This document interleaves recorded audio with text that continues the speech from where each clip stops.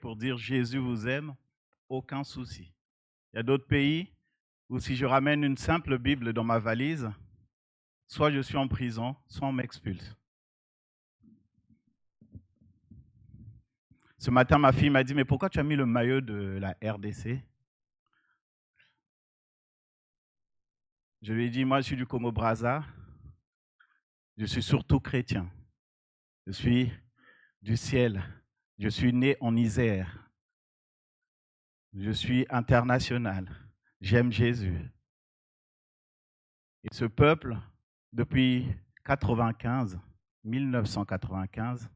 est dans une situation très, très difficile. Et Dieu m'a poussé à acheter ce maillot pour que je puisse prier pour eux. Ils traversent des moments difficiles, comme chacun de nous, comme chacun de vous.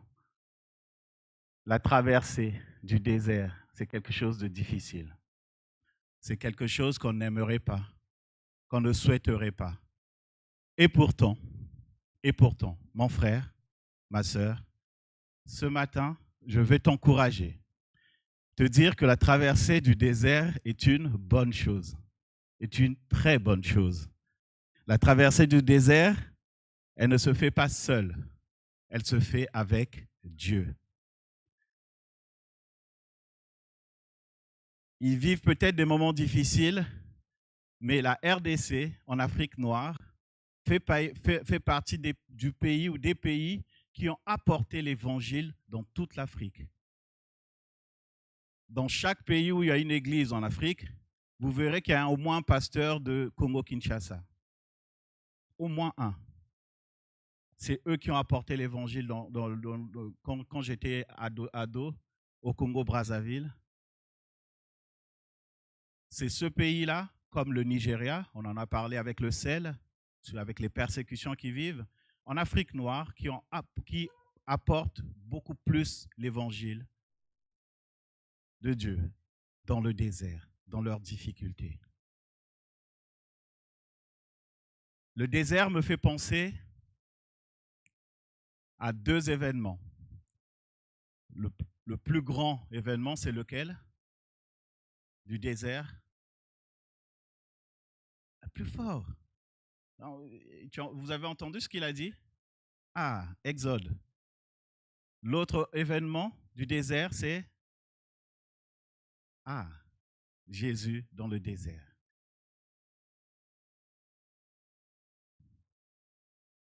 Je vais prier. Seigneur, merci pour ta grâce. Merci pour ton amour. Merci pour ta fidélité. Merci parce que tu es un Dieu bon, un Dieu fidèle. Ta parole est certaine. Ta parole est vraie. Tu es la parole. Tu es celui qui change les cœurs de pierre en chair. Tu es celui qui change les vies. Tu es Dieu. Je te bénis, Père. Merci pour ta parole qui ne sort jamais et revenir sans produire ce pourquoi elle est sortie. Elle agit toujours. Et je te bénis. Moi, je ne suis qu'un élément, qu'un instrument, et je veux que ton nom soit béni, que ton nom soit glorifié. Au nom de Jésus. Amen.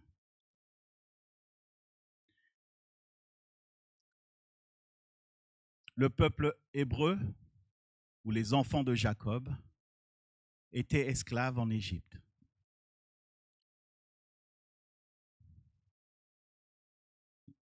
Pendant 400 ans, esclaves. C'était dur. Et ils ont prié Dieu. Ils ont supplié Dieu. 400 ans. Jusqu'à ce que Dieu entende leur prière. Et envoie quelqu'un, Moïse, pour les délivrer. Dieu les délivre de l'esclavage et Dieu les emmène vers la terre qu'il leur a promis, la fameuse terre promise, là où coule le lait et le miel. Est-ce que tu peux m'afficher l'image, s'il te plaît? Vous voyez? L'Égypte est là, n'est-ce pas? La terre promise est là.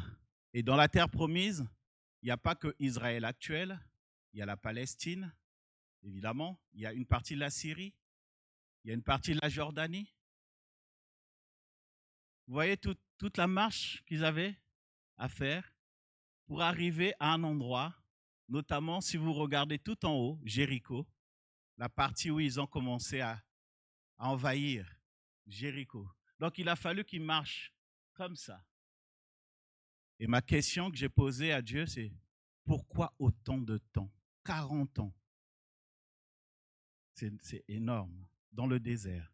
Alors que s'ils pouvaient vraiment marcher pour arriver juste là, pour ceux qui suivent l'actualité, vous voyez, ce qui se passe en Palestine, la frontière qui est fermée, c'est laquelle? Égypte. Donc pour passer juste en Palestine, c'est l'Égypte. Donc vous passez, les camions passent et distribuent la nourriture ou les médicaments. C'était rien.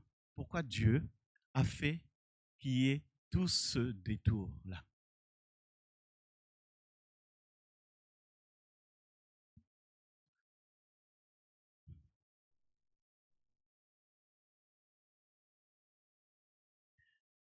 Matthieu chapitre 4, versets 1 à 2.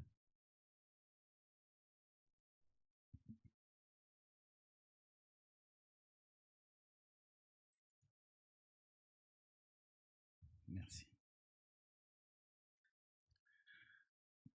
Alors Jésus fut emmené par l'Esprit dans le désert pour être tenté par le diable. Le verset 2. Après avoir jeûné 40 jours et 40 nuits, il eut faim.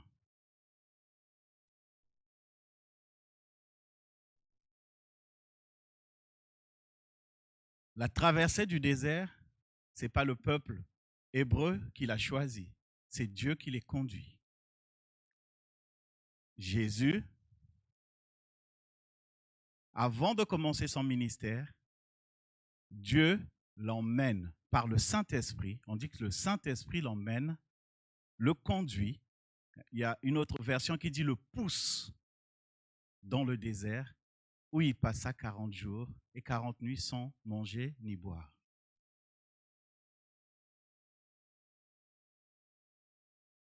Ésaïe chapitre 63, verset 11.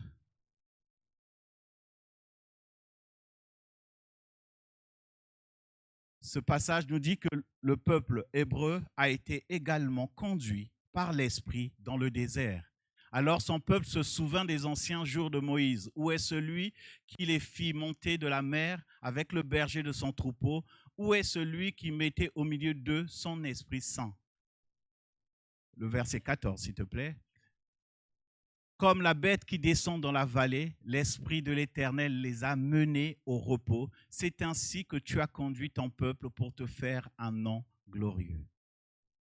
C'est Dieu qui conduit le peuple dans le désert. C'est Dieu qui pousse le peuple dans le désert. C'est Dieu qui pousse Jésus dans le désert.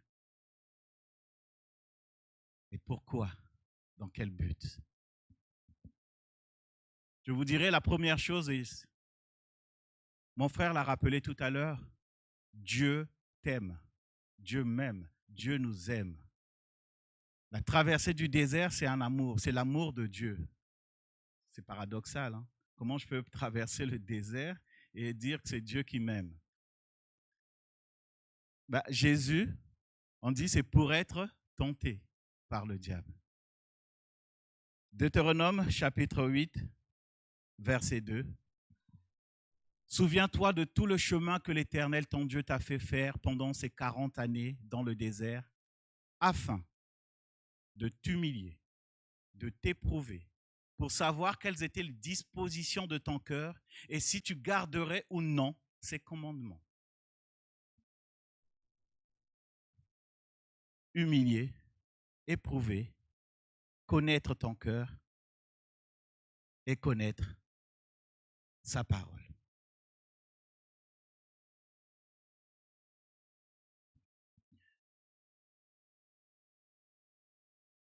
Quand le peuple hébreu quitte l'Égypte, ils avaient encore la culture égyptienne. Ils avaient encore la manière de faire de l'Égypte. Ils avaient encore leur comportement de là-bas. Si vous vous rappelez de l'histoire, il y a des moments où il rappelle même à Dieu, on était bien là-bas dans notre esclavage.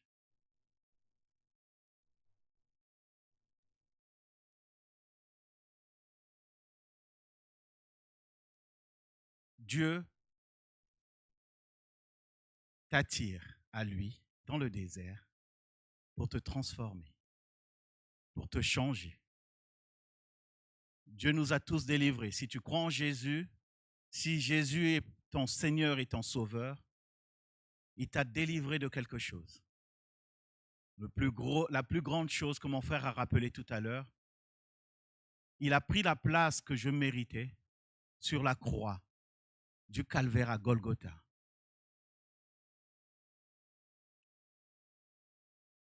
Et quand je viens à lui, Paul dit, je deviens une nouvelle créature. Voici les choses anciennes sont passées et toutes choses sont devenues nouvelles. Dieu m'attire à lui dans le désert, me pousse dans le désert pour me transformer, pour chercher ce qu'il y a de bien pour moi. Je dois me détacher de mon ancienne vie. Je ne dois plus vivre comme avant. Je ne dois plus être comme quand j'étais en Égypte.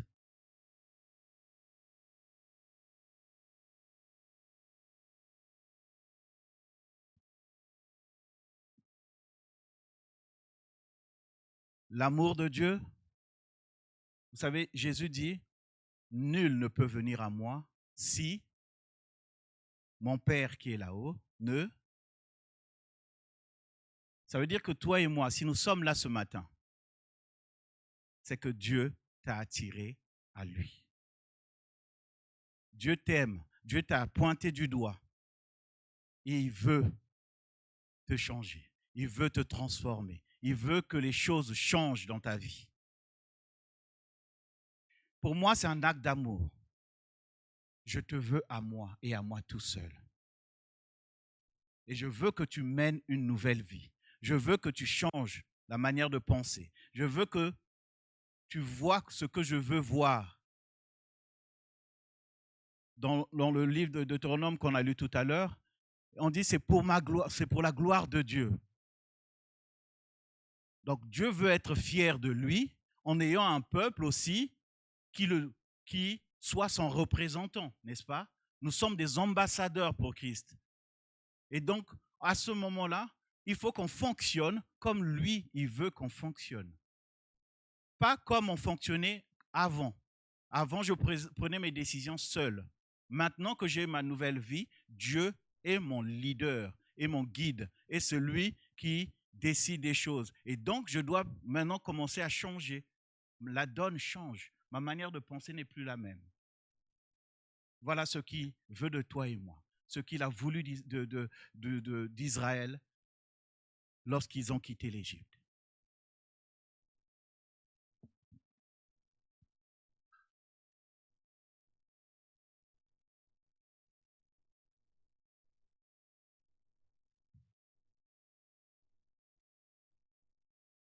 J'aime bien l'exemple, et là du coup c'est dans un autre cadre parfois, on se dit, si je traverse des moments difficiles, c'est peut-être parce que j'ai mal agi, j'ai péché ou j'ai fait quelque chose. Souvent, on est tout de suite ce raccourci-là. Alors que non. Maintenant, il peut arriver, là on est dans un cadre, peut-être vous dites, ah bah, on m'a sorti de l'esclavage, je dois avoir une nouvelle vie. Maintenant que j'ai la nouvelle vie, mais il se pourrait aussi que Dieu me pousse à être dans le désert. Et si Dieu me pousse à être dans le désert, parfois, effectivement, c'est pour enlever quelque chose. Nous avons l'exemple du roi Nebuchadnezzar, le tout-puissant de Babylone. Il régnait. Dans Daniel chapitre 4, Nebuchadnezzar fait un songe, un rêve. Personne n'arrive à interpréter, jusqu'à Daniel qui arrive, qui interprète le songe. Et dans le songe, on lui dit, tu es tellement tout-puissant que tu te crois indépendant et tu as oublié l'Éternel. Dieu veut que tu changes, que tu ne pêches plus et que tu suives le bon chemin. Si tu ne le fais pas, tu vas être fou et tu vas errer dans les bois, tu vas errer hors des gens, hors de portée des gens, tu vas être comme un animal. Et c'est ce qui arrive.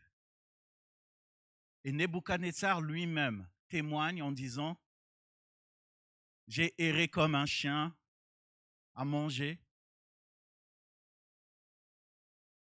Et quand il reconnaît en lui-même qu'il était devenu tellement orgueilleux, que là, c'est là où la grâce de Dieu le touche. Et ce qui est incroyable, tout le temps où il avait sa folie, Dieu avait préservé son royaume, Dieu avait préservé son trône, Dieu avait préservé son pouvoir. Et c'est là où il dit, là je reconnais que le Dieu Tout-Puissant est Dieu, qu'il est le roi des rois, le Seigneur des seigneurs. Vous pouvez le lire dans Daniel chapitre 4. Dieu a voulu l'attirer à lui pour le transformer, pour le changer, pour lui permettre d'avoir une autre pensée et surtout pour que Dieu soit glorifié. On a un autre exemple dans ce même cadre, notre ami Paul, notre frère Paul, qui persécutait l'Église. Dans Actes chapitre 9, il rencontre Jésus face à face. Il devient aveugle. Et Jésus lui donne la mission d'aller annoncer l'Évangile.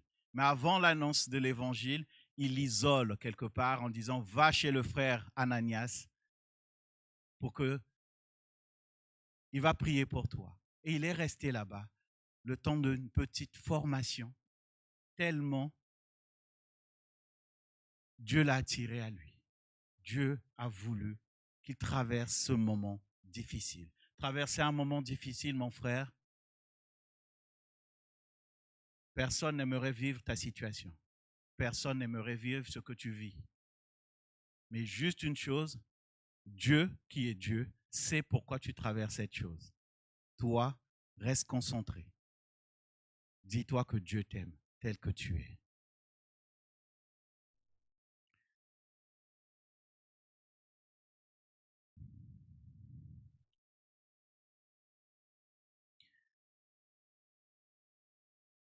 Dieu te fait traverser le désert pour te mettre à l'épreuve.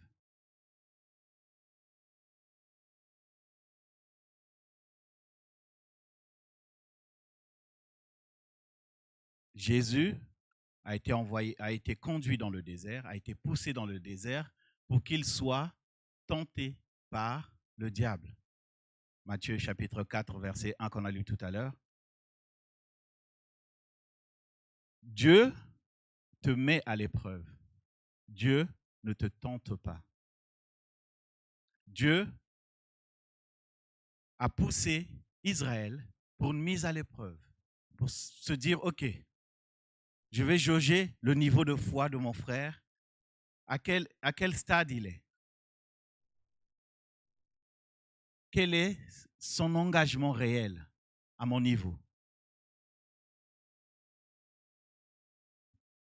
En Corinthiens chapitre 7, verset 5,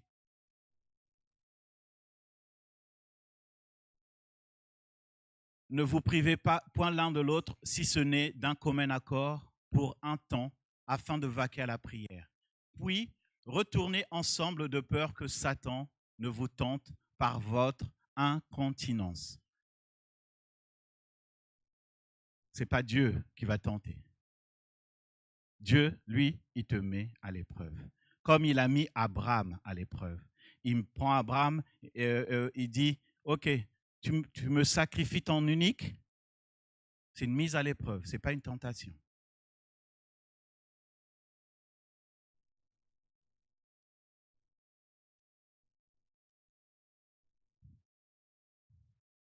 Pourquoi moi? Pourquoi moi? Et je te dirai pourquoi pas toi. Si tu crois en Dieu, le Dieu Tout-Puissant dit qu'il ne t'abandonnera pas, qu'il ne te délaissera pas. La traversée se fait avec lui. Le peuple hébreu dans le désert, beaucoup peut-être le savent, lorsqu'il lorsqu'il traversait, on avait quoi au-dessus? La nuée qui guidait le peuple. Et la nuit, on avait quoi? Le feu. Tous les jours, malgré leur opposition, malgré leur murmure, malgré leur abandon, malgré les adorations des idoles, Dieu était toujours là.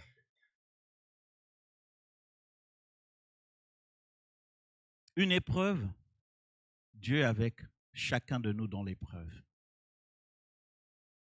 Il nous permet de traverser une épreuve pour se dire, OK, lui, il peut passer du CE2 en CM1. Ça y est, lui, effectivement, il peut passer de 6e en 5e. Lui, il peut. Dans chaque cadre, il y a toujours une mise à l'épreuve. Comment je vais savoir que mon frère sait jouer à la guitare si je ne lui fais pas jouer la guitare?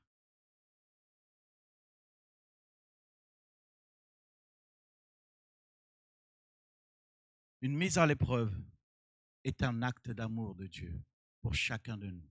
Jésus, est-ce qu'il avait besoin d'une mise à l'épreuve? Mais Dieu l'a mis en épreuve.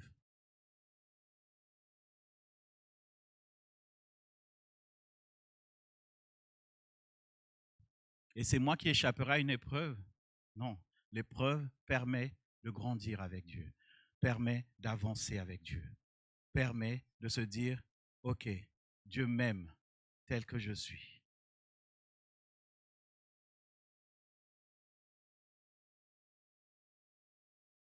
À quel niveau d'engagement je suis avec Dieu?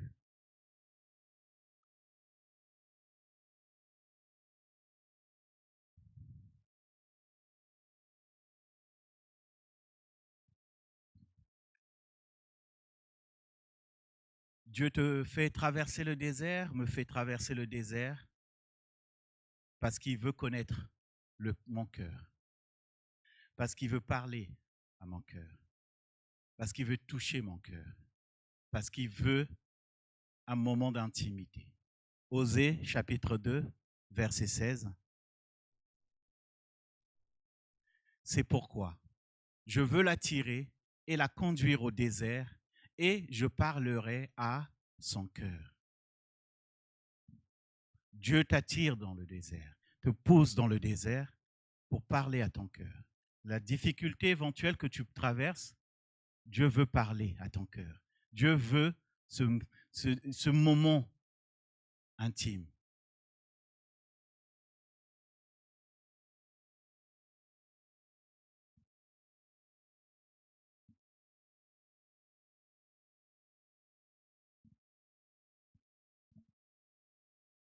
Si Dieu avait décidé de parler à ce peuple en Égypte, dans l'état où ils étaient, vous pensez qu'ils allaient entendre?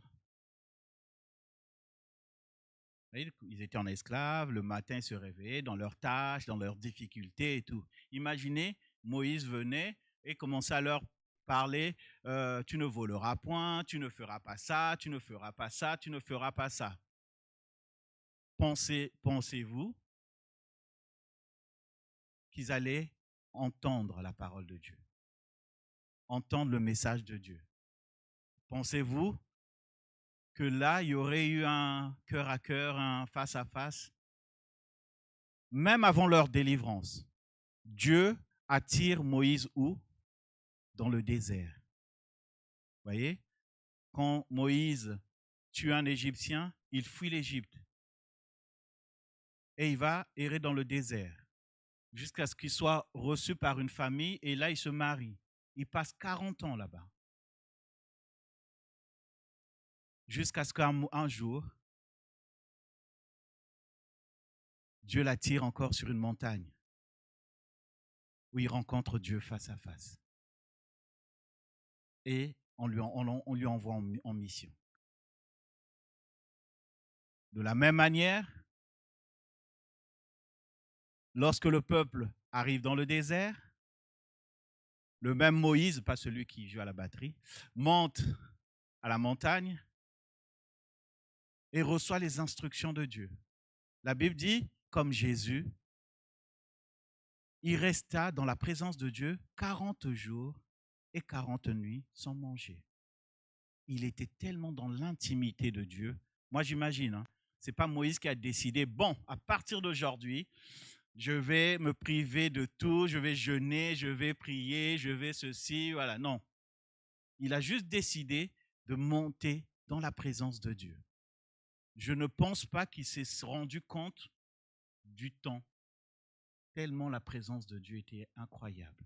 Et c'est dans cette présence de Dieu que Dieu entend son cœur, que Dieu discute avec lui et que Dieu lui révèle les tables de la loi. Dieu veut nous parler, chacun de nous. Si vous lisez les épisodes de là où Jésus distribue du pain à la foule, il demande une chose à la foule. Il dit aux disciples, faites-les asseoir. On ne peut pas être, Dieu ne veut pas que tu sois toi dans la foule. Il veut quelque chose de particulier. Donc il t'attire à lui. Dans un moment peut-être difficile, parfois pas difficile, où tu n'as même pas une réponse à quelque chose. Dieu t'attire à lui pour entendre ton cœur, pour que tu lui parles, pour que tu sois avec lui. Matthieu chapitre 6, verset 6. Lorsque tu pries, qu'est-ce que Jésus dit? Entre dans ta chambre, ferme et reste dans l'intimité avec Dieu. Et le Dieu Tout-Puissant qui voit dans le secret te le rendra. Quand tu pries, entre dans ta chambre, ferme ta porte et prie ton Père qui est là dans le lieu secret. Et ton Père qui voit dans le secret te le rendra. Il t'attire à lui pour ça, pour qu'il te parle, pour que tu lui parles aussi. C'est un échange. Est-ce que ici, tu as eu le temps de le parler? Est-ce que ici, tu as eu le temps de... J'espère en tout cas que beaucoup d'entre vous garderaient la parole. Mais, comme dit Jésus, le semeur, il y a ceux qui, ça va, super, c'était magnifique. Et après, en sortant, on a dit quoi à l'église?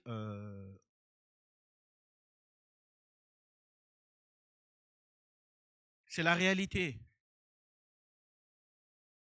Il y a certains qui pensent encore à hier soir ou à peut-être la semaine, comment ça va commencer, qu'est-ce que je vais faire. Pas besoin d'aller dans le désert du Sahara, le désert en Palestine. Non, non. Là, on parle vraiment d'une réalité où Dieu veut quelque chose pour chacun de nous. Et ce quelque chose, c'est toi pointé du doigt, moi pointé du doigt. Il veut parler à Wilfried, personne d'autre que Wilfried. Il veut parler à chacun d'entre vous. Pourquoi? Parce qu'il nous aime.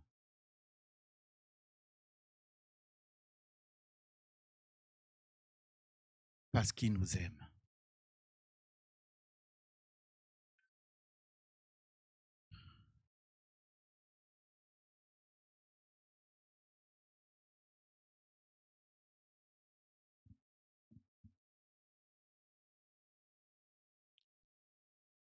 Et enfin,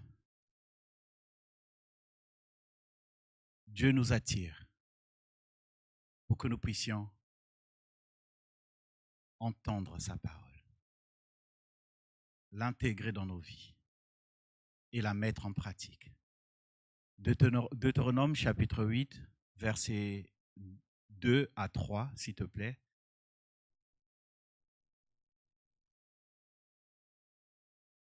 Souviens-toi de tout le chemin que l'Éternel ton Dieu t'a fait faire pendant ces 40 années dans le désert, afin de t'humilier, de t'éprouver, pour savoir quelles étaient les dispositions de ton cœur et si tu garderais ou non ses commandements. Verset 3. Il t'a humilié, il t'a fait souffrir de la faim, il t'a nourri de la manne que tu ne connaissais pas et que tu n'avais pas connu, que n'avaient pas connu tes pères, afin de t'apprendre que l'homme ne vit pas de pain seulement, mais que l'homme vit de tout ce qui sort de la bouche de l'Éternel.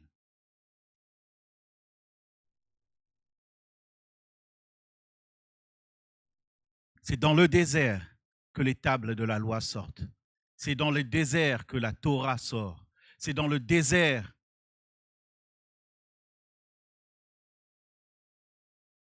qu'il y a eu des révélations que Jésus reprend. Lorsque lui, il est tenté dans Matthieu 4, lui qui est la parole de Dieu.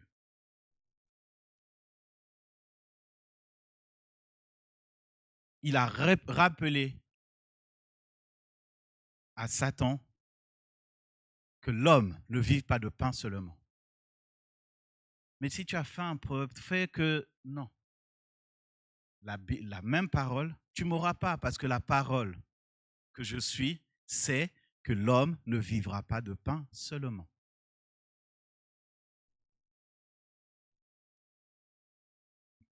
Le pain nourrit notre corps. Qui a dit mes doigts, je ne sais pas.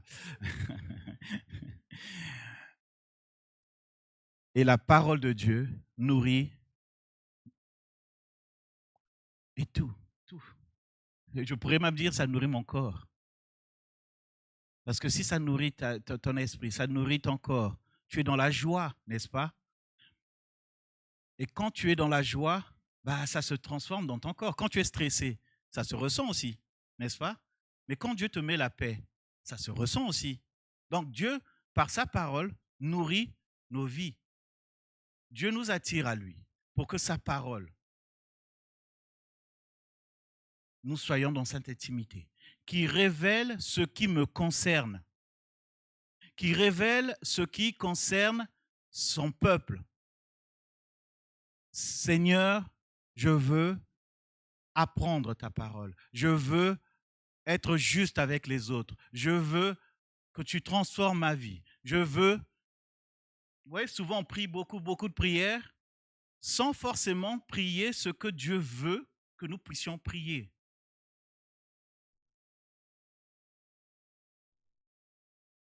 Pour que, comme dit Paul, on ne brasse pas, on ne soit pas là à se battre en l'air. Parfois, on cible même des ennemis qui ne sont même pas nos ennemis. Qui t'a dit que le frère ou la sœur un tel te déteste? Dieu veut d'abord que tu viennes à lui, dans l'intimité, et que tu te consacres à lire sa parole. Non seulement à la lire, à l'intégrer dans ton cœur.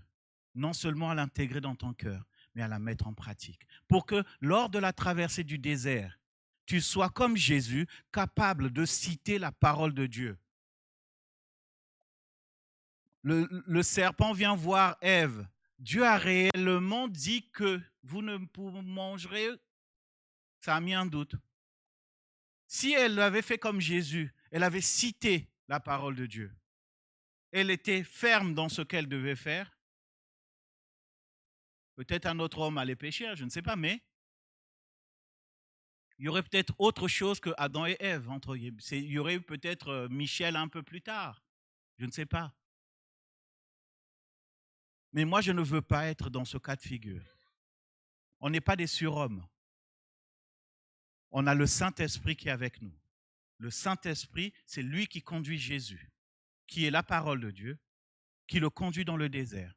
C'est lui qui conduit le peuple juif dans le désert. Ce Saint-Esprit qui guidait, vous et moi, on est encore plus des privilégiés. Il est où le Saint-Esprit aujourd'hui? Allez, courage, vas-y, c'est réellement ça, vas-y. Voilà, le Saint-Esprit est en nous. Notre corps est le temple du Saint-Esprit. Un miracle que personne ne peut expliquer. À leur époque, c'était infaisable. Être dans la présence de Dieu, tout le monde tremblait. Mais la présence de Dieu, Dieu nous rend cette, je ne sais pas comment vous le dire, ce privilège que nous sommes les temples où il y a la présence de Dieu.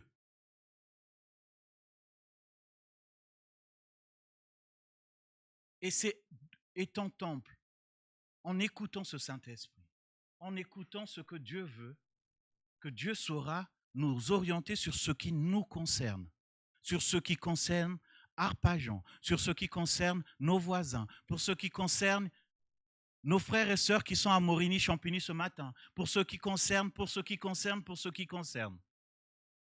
Pour que nos prières ne soient pas des prières vaines, pour que je sache, pas juste dire, je pense à mes frères du Congo-Kinshasa. Est-ce que c'est une prière?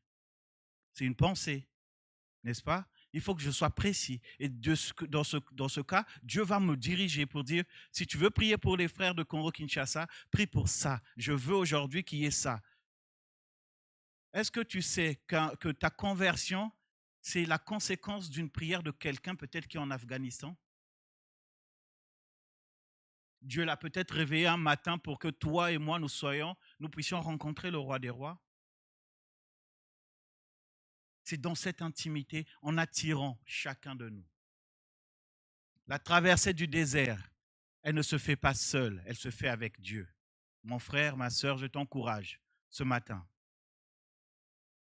Sache que ce que tu traverses, Dieu n'est pas loin, il est avec toi. Dans Jérémie, dit que, dans Lamentation, que rien ne peut se faire sur terre sans que Dieu l'ait permis. Tout ce qui se fait, c'est Dieu. Il est le Tout-Puissant. Les cieux sont son trône, la terre son marchepied. Abraham dit, je suis devant toi comme poudre et cendre. La terre ne peut pas contenir Dieu. Il est tellement énorme. Il connaît le nombre de cheveux que j'ai sur ma tête. Même toi qui as beaucoup de touffe comme je ne sais pas quoi. Hein? Il connaît le nombre de cheveux qu'il y a sur ta tête. Il connaît mon prénom. C'est lui qui a décidé que je sois sur terre. Et s'il me fait traverser des moments difficiles, je dois me rappeler, c'est parce qu'il m'aime. Il me fait traverser les moments difficiles, parce que je dois me rappeler qu'il me transforme, que je suis une nouvelle créature. Si je dois traverser des moments difficiles, je dois me rappeler qu'il me fait passer par l'épreuve, par le feu, pour éprouver ma foi, savoir où est-ce que j'en suis avec lui. Il me fait traverser des moments difficiles ou par le désert pour connaître l'état de mon cœur, pour avoir une intimité avec lui et avec moi. Il me fait traverser par le désert pour connaître sa volonté, pour connaître sa parole, pour connaître ce qu'il veut de moi ici. Quelle mission il a pour moi ici. Que Dieu te bénisse, que Dieu bénisse sa parole.